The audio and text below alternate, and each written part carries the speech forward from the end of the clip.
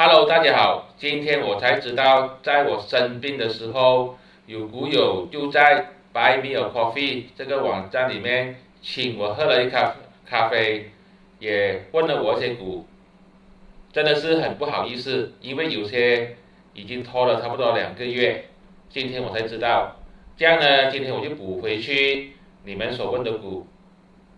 如果你在请我喝了咖啡，我又没有respond的话呢，请你们 message 我吧。首先，我们来看一下第一只股，就是这个 SB 12。SB 12就比较难看点，它支撑就是这个五十线0.495，顶上了很多这个套牢盘，基本上是很难操作的。如果真的是要进场的话，最少也要突破这个0.52，也就是这个蓝色线跟这个紫色线，还有这个200人均线。没有突破这些的话呢，都是很难去交易。跌破0.495的话呢，可能也要考虑把它卖出去。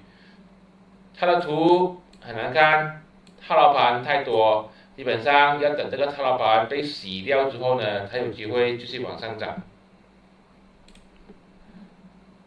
另外一个呢，就是 Master， 我们来看看一下。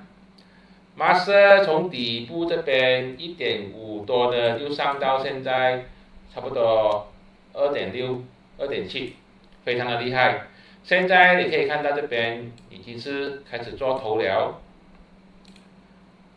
这种情形之下呢，唯一进场的机会呢，就是它突破这个52周新高2.77，这个可以进场。